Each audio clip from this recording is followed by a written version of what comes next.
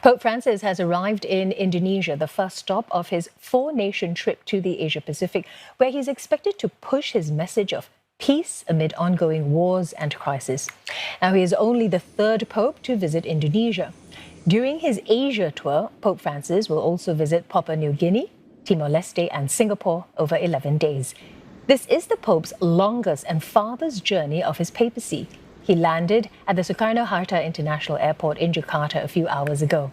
The chartered ITA Airways flight also carried his entourage and journalists following him on his trip.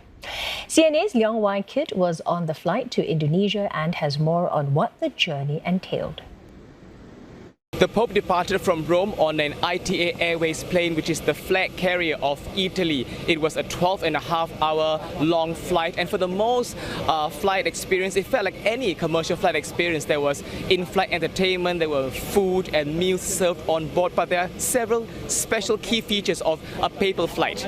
For instance, it is customary for the Pope to send messages, prayers, greetings, blessings to the people and the country whose airspace his plane enters. And between Rome and Jakarta, those countries included Serbia, Turkey, Iran and Malaysia. The second key feature of a papal flight is the interaction with the Pope himself.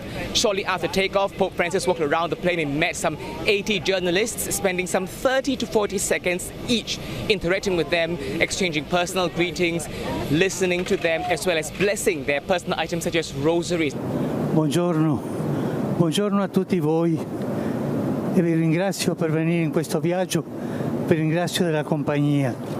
Grazie tante. E poi ci rivedremo in questo volo così tanto lungo. Credo che è il più lungo che io ho fatto. Sì, è il più lungo. Grazie. Now, the Pope appeared to be in good spirits, often seen listening, smiling and laughing as he interacted with the passengers. Now, the Pope has also been suffering health concerns in recent years, including bronchitis and joint pain, and increasingly he's depending on wheelchairs to move around.